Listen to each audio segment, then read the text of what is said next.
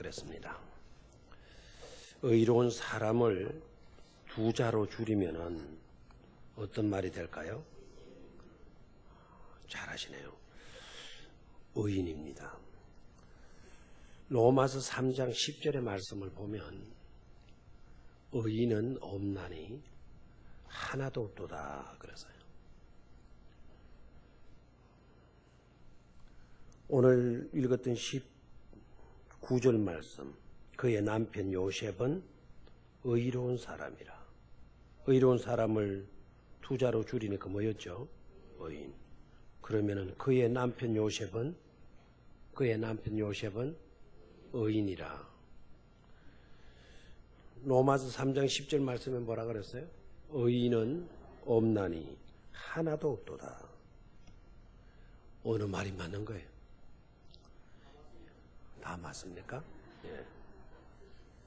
성경은 1.1획도 잘못된 것이 없으니까 다 맞죠. 근데 모순이잖아요. 요셉은 의로운 사람이다. 의인이다. 로마서 3장 10절에서는 의인은 없나니 하나도 없다. 안 맞는 것 같아요. 앞과 뒤가. 성경에 요셉 외에도 의인이라고 일컬음을 받았던 인물이 또 있죠. 그죠? 누굽니까? 노아 할아버지. 창세기 6장을 읽어보면 노아는 의인이요. 당대의 완전한 자다. 완벽했다는 거예요. 완전한 자다. 노아 할아버지만 그랬나요? 또 아니죠. 누구도 의인이라는 소리를 들었습니까? 욥도 의인이라는 소리를 들었죠. 욥을 일컬어 순진하고 정직하여 하나님을 경외하며 악에서 떠난 자다. 악과는 상관이 없는 자다. 성경은 이렇게 기록을 하고 있습니다. 그렇다면 욥도 의인이에요. 그러면은 요셉도 의인으로 나왔고 노아도 의인으로 나왔고 욥도 의인으로 나왔으니까 성경이 분명히 의인이다 그랬으니까 아무래도 사도 바울이 실수를 한 것 같다. 로마서 3장 10절 의인은 없나니 하나도 없도다. 이 말을 잘못 기록한 게 아닌가. 바울이 실수한 게 아닌가 하는 의문이 들 수가 있어요. 정확하게 바울이 이 말씀을 이렇게 기록해야 맞았던 것 아닌가. 의인은 거의 없는데 근데 몇 사람은 있도다. 몇 사람은 이렇게 해야 맞을 것 같지 않습니까? 그런데 성경은 1.1획도 모순이 없습니다. 틀림없이 모순같이 나타나고 있는데도 여러분 모순이 없다 이러면 억지 주장이 아니냐 이렇게 또 반문하시는지 모르지만 상황과 그때 당시에 사용되어졌던 그 단어들의 의미 이걸 생각하면 틀림이 없다라는 것을 알 수가 있습니다. 바울이 의인은 없다 했을 때 이 의인의 개념은 절대적인 개념이라는 거 아셔야 돼요. 절대적인 개념. 이 말은 하나님이 보시기에 완벽한 완전한 사람은 있다 없다? 없다. 반대로 그 반면에 몇 사람들이 의인이다 이렇게 소개되어지고 있는데 그 사람들이 의인이라 했을 때 그 의인이라고 하는 단어는 절대적인 개념의 의의 개념이 아닙니다. 이거는 우리들 세대에서 가장 경건된 믿음으로 살았던 사람들 그런 사람들을 일컬어서 의인이라 이렇게 이야기를 하는 거예요. 그럼 우리 교회에서는 하나님이 보실 때 완벽하고 죄 하나도 없는 그런 사람은 우리 교회 안에 한 사람도 있을까요? 없을까요? 저도 마찬가지, 여러분들도 다 마찬가지. 다 죄인들이에요. 죄인들. 그러나 우리들 가운데 정말 순수하게 정말 믿음을 지키면서 정말 하나님을 경외하면서 경건된 믿음으로 살아가는 최고로 그렇게 살아가는 사람은 있을까요? 없을까요? 있을까요? 없을까요? 있죠. 비교해가지고 우리들끼리 비교해가지고 우리는 최고로 잘 믿는 사람을 선택해낼 수가 있을 겁니다. 그럼 우리들 세계에서는 우리들의 영역 속에서는 최고로 잘 믿는 사람, 제대로 믿는 사람, 제대로 경건을 지키면서 살아가는 사람. 그러니까 그런 사람들을 의인이라 일컬 수가 있는 거예요. 그래서 어떤 관점에서 의인이라고 말을 했는가, 보았는가 하는 것을 우리는 유의를 해야 할 것입니다. 자, 오늘 본문을 보니까요, 요셉은 의로운 사람이다. 그랬어요. 근데 그 이유를 설명하기를 19절을 다시 한번 읽어봅니다. 시작. 그의 남편 요셉은 의로운 사람이라 그를 드러내지 아니하고 가만히 끊고자 하여. 자, 그러니까 요셉은 의로운 사람이다. 의인이다. 어떤 점을 보고 요셉을 의로운 사람, 의인이라고 이렇게 일컬게 되어졌나는 것입니다. 대다수의 사람들이요, 요셉은 의로운 사람이기 때문에 마리아의 허물이 드러났음에도 불구하고 그 허물을 드러내지 아니하고 가만히 뭐 하고자 했다? 끊고자 했다. 그러니까 요셉은 참 의로운 사람이다. 바로 그런 것이 의로움의 모습인 것이다. 이런 식으로 이해를 해요. 이런 식으로. 자, 일단은요, 여러분도 그런 인식은 갖고 있어야 돼요. 대개 타인의 허물을 볼 때 어떤 태도를 가지느냐, 그걸 보면은 그 사람의 신앙 수준을 짐작할 수가 있어요. 인격의 수준을 여러분들이 짐작할 수가 있어요. 남이 잘못한 사람이 있어요. 잘못한 사람이 우리 주변에 있습니다. 남의 약점을 이용해서 자기를 과시하고 자기의 명분을 내세우려고 하는 사람. 만약에 요셉이 이 수준에 있었던 사람이라고 하면 어떻게 했어요? 자기를 내세우는 거예요. 나는 옳았는데 이 여자가 나쁜 여자다. 이 여자가 이런 여자였다. 그러면서 자기를 뽐내려고 한단 말이에요. 자기를 대단한 인간으로 부각시키려고 할 수도 있다 이거예요. 이런 사람, 타인의 약점을 딱 붙들어 가지고 그걸 이용을 하려고 하는 사람, 그러면서 자기 명분을 세우려고 하는 사람, 비겁한 사람이고 야비한 사람이에요. 남의 약점을 이용하는 사람, 여러분 어떤 사람이라고요? 비겁한 사람. 주로 이 방법을 누가 쓰는 거 하니까 마귀가 주로 써요. 누가 쓴다? 마귀가 써요.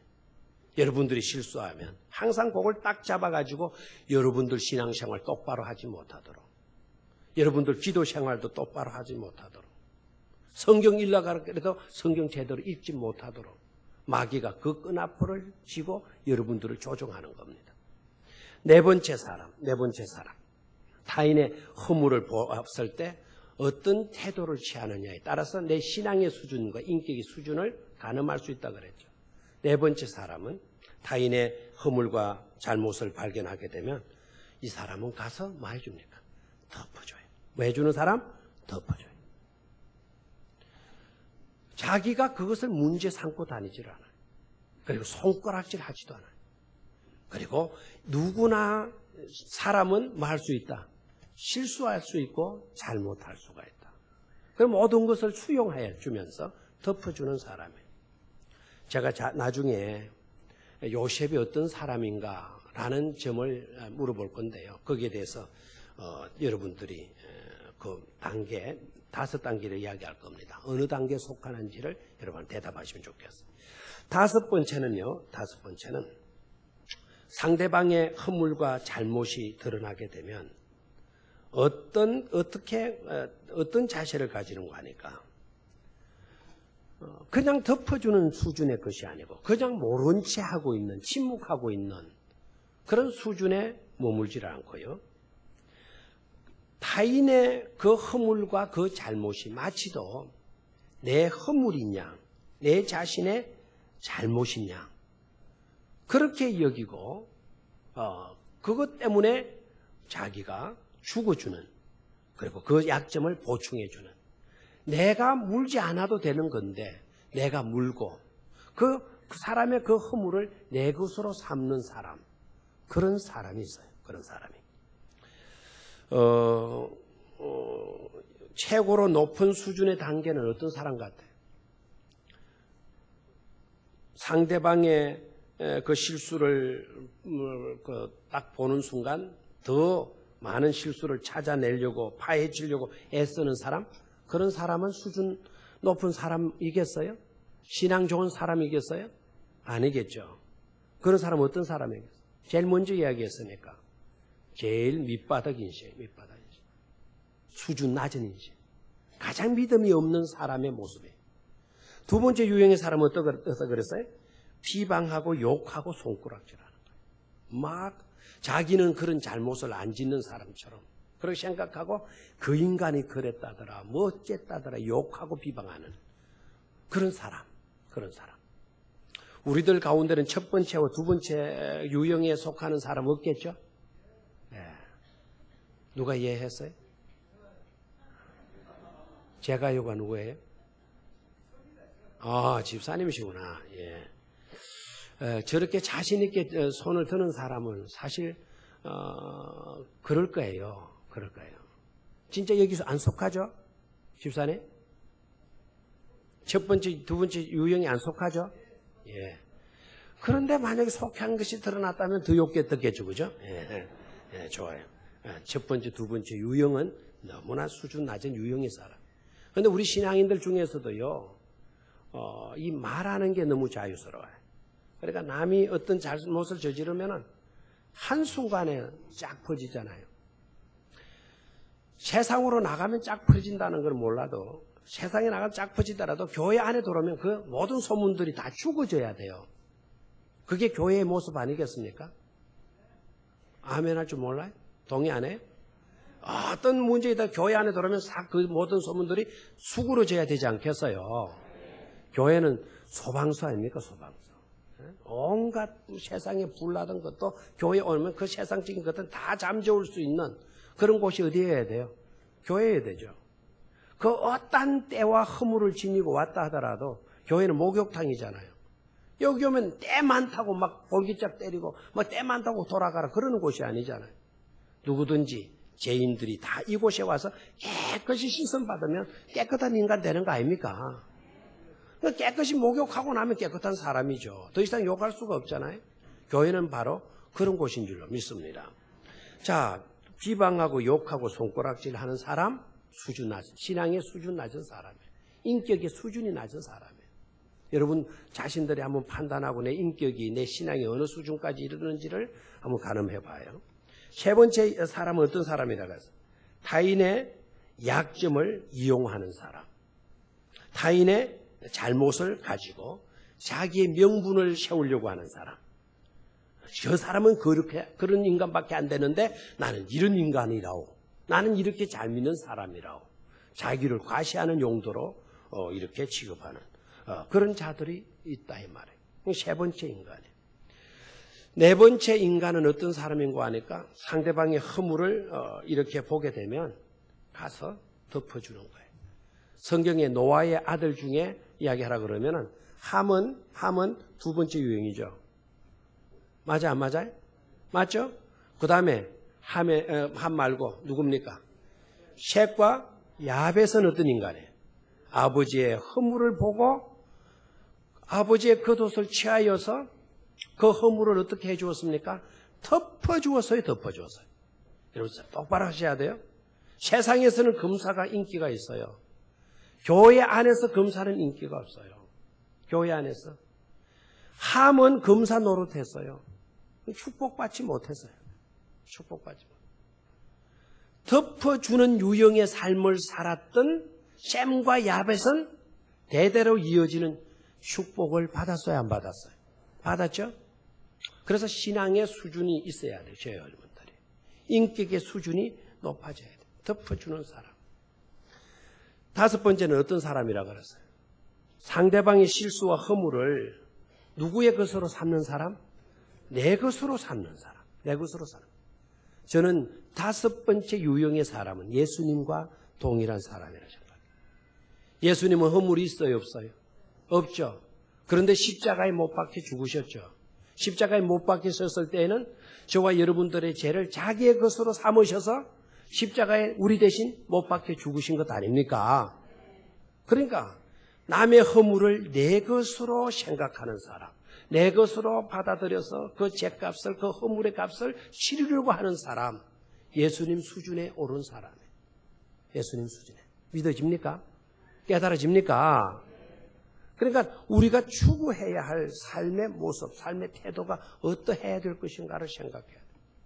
자, 그러면 오늘 본문에 나왔던 요셉은 의로운 사람이라 그를 드러내지 아니하고 가만히 뭐하고자 하여 끊고자 하여.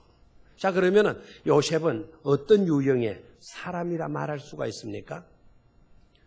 자, 1단계, 2단계, 3단계, 4단계, 5단계. 어느 단계? 4단계의 사람이죠.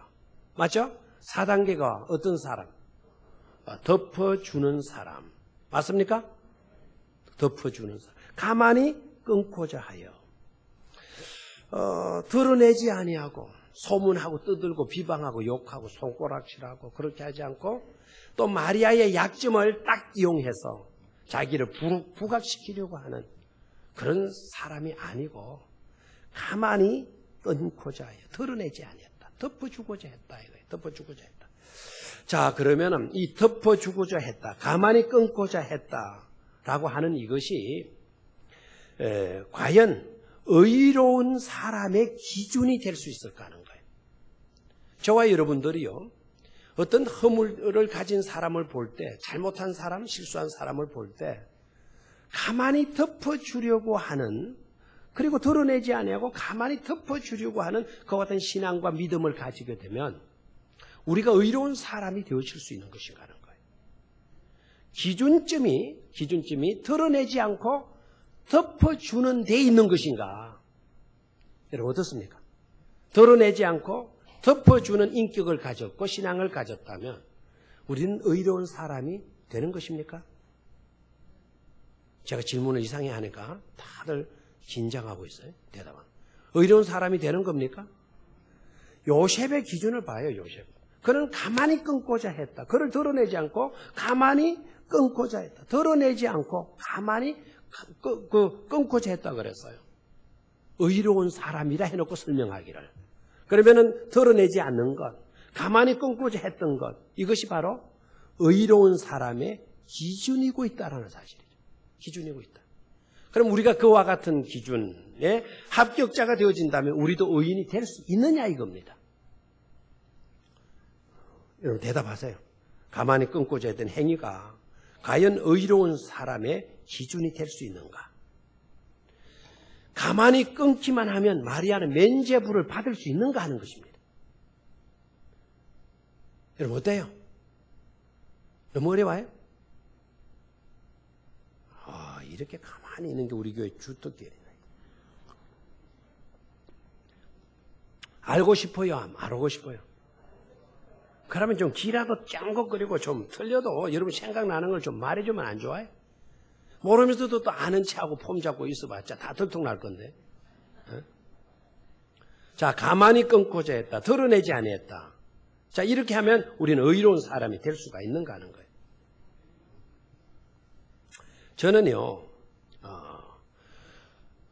요셉이 참 훌륭한 인격의 사람은 맞아요. 조금 이따 생각하겠지만 요셉이 대단한 사람이에요. 시골 사람이지만. 그런데 가만히 끊고자 했다. 이때까지 저는 그런 점에 요셉이 대단한 인물이다 생각했어요. 그런데 한편으로는요, 충격을 제가 받았어요. 제 스스로 묵상하면. 요셉은 정말 비겁한 사람이 아닌가. 너무 비겁하지 않냐. 자, 가만히 끊으면은, 마리아와 가만히 관계를 끊게 되어지면, 마리아의 문제가 다 해결되는 겁니까? 요셉이 마리아와 헤어지면, 마리아가 더 이상 문제에서 해방되는 겁니까? 요셉이 마리아와 관계를 끊어도 불러오는 배는 어떻게 할 겁니까? 이미 잉태되는데. 그러면 더 심각한 문제가 일어나잖아요. 너야 어떻게 되든지 가래. 나는 너와 이제 네 부정이 드러났으니까 나는 너와 상관하지 않겠다. 이게 의로운 사람의 수준 높은 인격의 내용이고 모습일까요? 그런 의미를 가지고 사는 사람, 그와 같은 원칙을 가지고 사는 사람을 과연 우리는 의로운 사람이라 이렇게 규정할 수 있겠느냐 이거예요. 오히려 배가 불러오는 거잖아요. 끊어놔도 둘이가 헤어져도 배가 불러올 거고, 시집도 안 간 여자가 배가 불러오면 더 드러날 거고, 뭐 드러내려고 하지 않아도 드러날 거고, 그렇게 되면 이거 왜 된 거냐? 그 부모로부터 말 사람들이다. 이런 여자를 살려주면 안 된다. 다들 돌 들고 나와서 쳐 죽이고 말 겁니다. 요셉은 살겠죠. 그러나 마리아는 죽을 겁니다. 자, 이와 같은 삶의 모습을 가지고 의로운 사람이라 과연 말할 수 있냐 이거예요. 이제 고민이 좀 됩니까? 돼야 안 돼요? 다시 19절을 읽어요. 나는 여러분이 너무 쉽게 이해를 할 것 같아서 오늘 설교를 빨리 마치고 구호 외치는 연습을 많이 하려고 그랬는데 이게 좀 안 돌아가네요. 자, 19절 시작. 그의 남편 요셉은 의로운 사람이라 그를 데려내지 아니하고 가만히 끊고자 하여. 자, 이러면 의인이 된 거냐 이거예요. 가만히 끊고자 했던 동기가 자신과의 관계를 끊고 자신이 자유로워지겠다 하는 데 있는 것이 아니라는 사실이죠. 요셉은요, 가만히 끊으면은 나와는 상관이 없으니까 나와는 책임이 없어진다. 그런 생각을 가지고, 그런 가치관을 가지고, 그런 믿음을 가지고 있었다면 성경은 그를 가리켜서 의로운 사람이라 말하지 않습니다. 만약에 그런 마음을 가지고 있는데 의로운 사람이라고 기록했다면 그는 속이는 영입니다. 거짓 영이 그렇게 가르칠 겁니다. 요셉이요, 이 여자의 이제 부정이 드러났으니까 내가 가만히 끊어주게 되면 나는 자유롭다. 그리고 이 여자는 부정했으니까 어떻게 되어지든지 간에 나와는 상관없다. 이렇게 나왔다면 야비해요, 어떻게 보면. 차라리 그러기보다 차라리 진짜 의로운 사람이라고 했다면 상대방의 허물을 자기의 것으로 껴안을 수 있는 그와 같은 믿음과 경건을 가졌다고 한다면 차라리 떳떳하게 끊으려고 하지 말고 떳떳하게 결혼하는 거예요. 그리고 남의 아이지만 떳떳하게 내가 낳은 내 아들이다라고 이렇게 말할 수 있는 사람이어야 되잖아요. 맞아요, 안 맞아요? 맞죠? 마지막 수준 높은 사람이 어떤 유형의 사람이라 그랬어요? 내가 실수한 것 아니라 그랬죠. 그런데도 상대방의 그 실수를 내가 실수한 거냐, 내가 다 안고 내가 그 대가를 치르려고 했던 모습. 그 모습이 주님의 모습이다 그랬죠. 근데 요셉이 진짜 주님을 닮은 사람이라고 한다면, 경건된 사람이라고 한다면, 그런 마음, 그런 인격을 가져야 되잖아요. 가만히 끊고자 했다. 드러내지 않고 가만히 끊고자 했다. 그것 가지고 우리는 의로운 사람이라 이렇게 말하기는 곤란하다. 이죠. 곤란하다. 그럼 어떤 걸까요?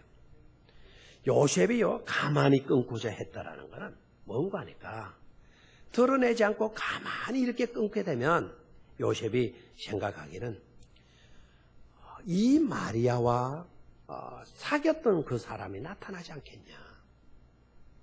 근데 이 부정한 사실이 나타나는데도, 그런데도 내가 이렇게 마리아와 결혼하게 되면 남의 여자인데, 남의 여자가 되어져 있었는데 남의 여자를 내가 탐하는 것밖에 안 된다.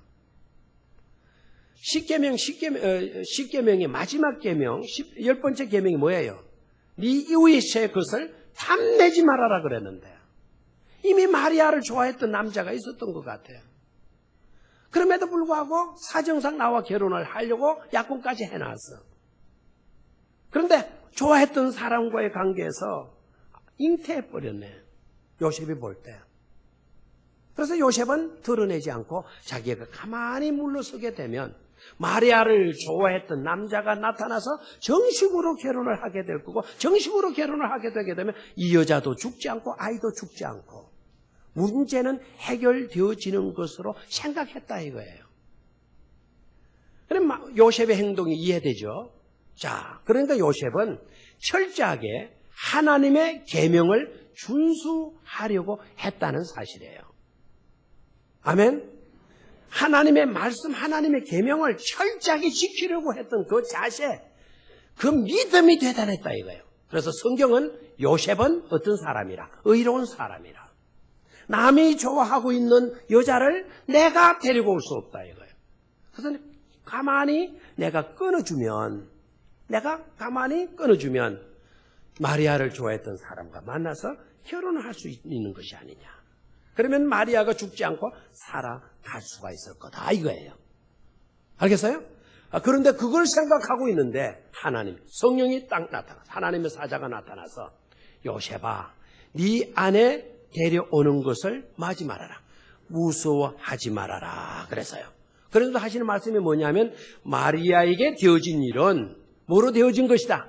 성령으로 되어진 것이다 라고 해요. 성령으로. 그리고 아들을 낳을 것인데 그 아들의 이름을 뭐라고 했죠? 임마누엘, 예수라 하라 그랬어요. 예수라 하라. 예수의 뜻이 뭐죠? 자기 백성을 죄에서 구원할 자. 믿습니까? 그래서 예수라 하라라고 이렇게 지시까지 해요. 임마누엘이라 하라고 그래요. 임마누엘이라. 그럼 임마누엘의 번역은 뭡니까? 하나님이 우리와 함께 계시다 이거죠. 그 순간 요셉이 누구를 데려와요? 마리아와 결혼하죠.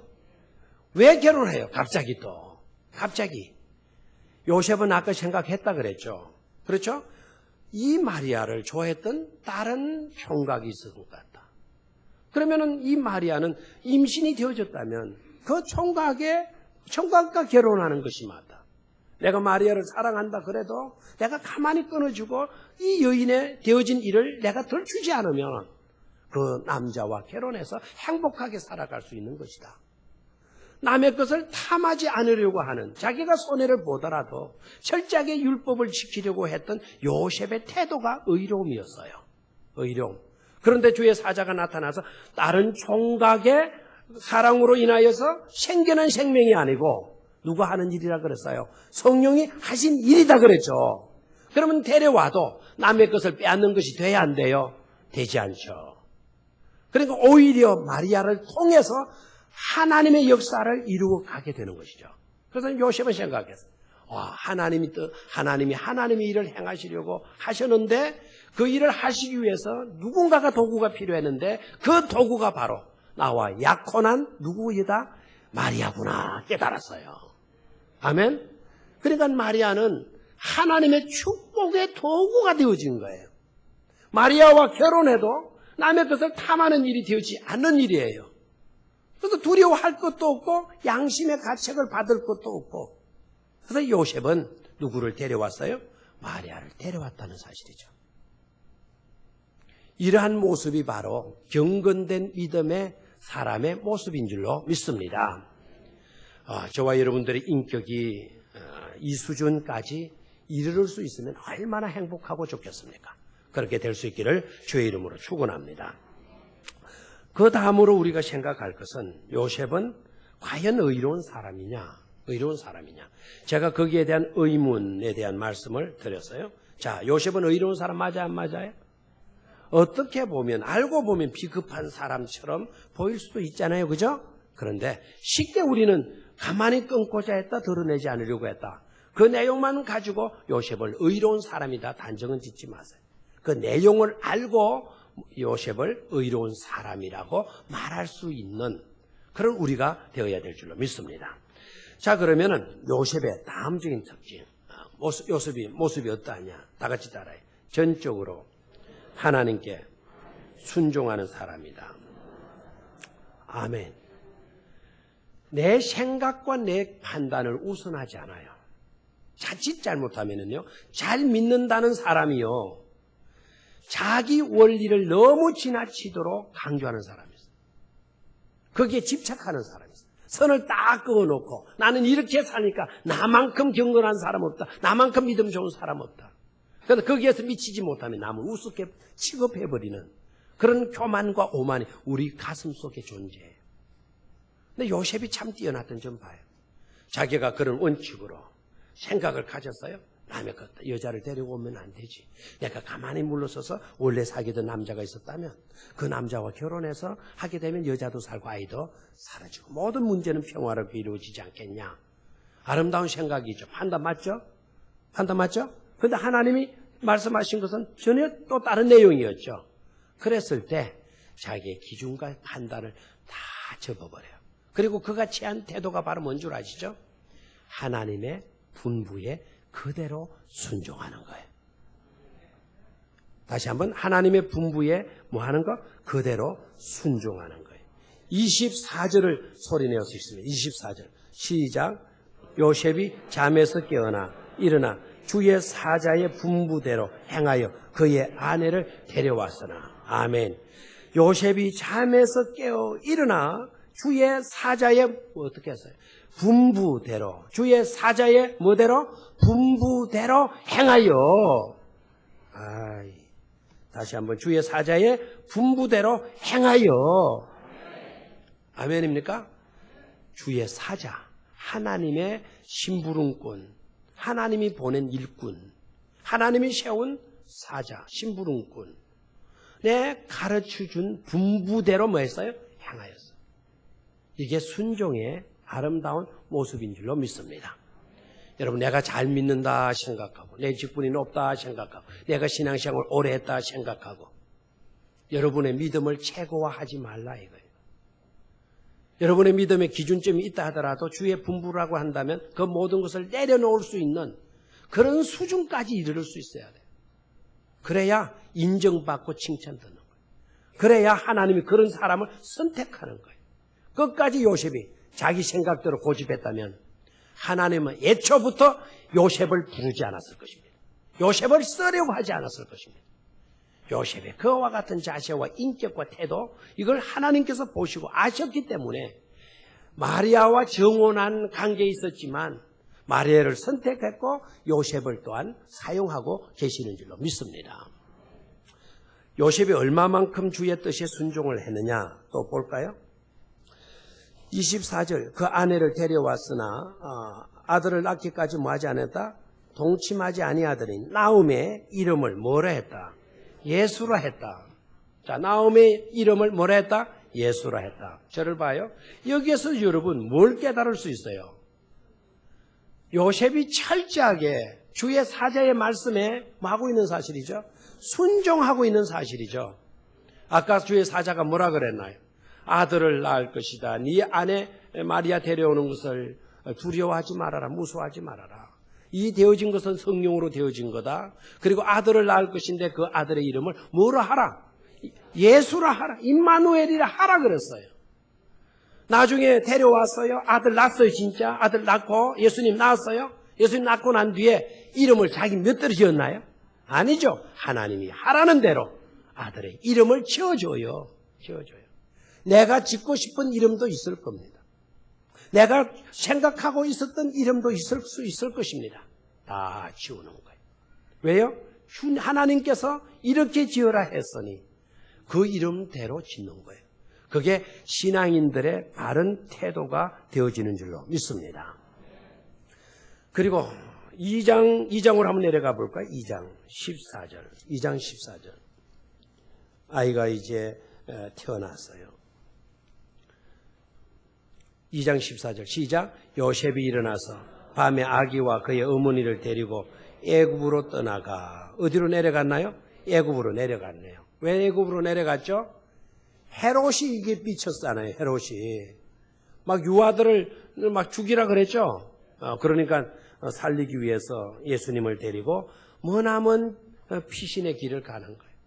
그래서 애굽으로 예수님을 데리고 갔습니다. 20절로 내려가 봐요. 20절 시작. 일어나 아기와 그의 어머니를 데리고 이스라엘 땅으로 가라. 아기의 목숨을 찾던 자들이 죽었느니라 그랬나요? 그러면은 이제 또 하나님 천사가 나타나가지고는 어디로 가라? 이스라엘로 올라가라 그랬죠? 이스라엘 올라가라 그랬어요. 자, 21절을 봅니다. 시작. 요셉이 일어나 아기와 그의 어머니를 데리고 이스라엘 땅으로 들어가니라. 아멘. 뭐 했다는 겁니까?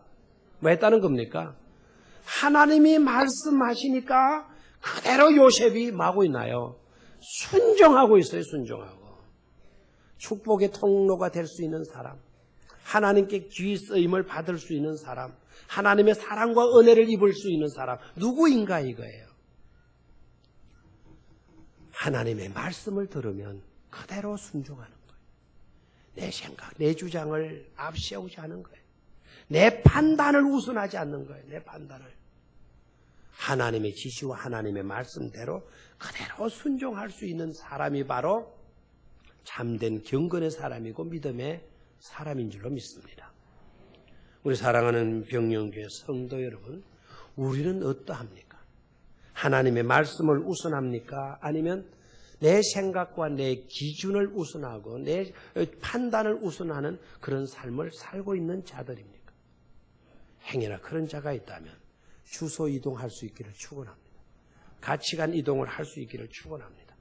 요셉처럼 모든 것을 내려두고 하나님의 뜻, 하나님의 말씀을 받아들이고 그리고 순종해서 나아가는 그런 믿음의 사람이 되어지기를 축원합니다. 그렇게 되면 축복의 통로가 될 수가 있는 것입니다.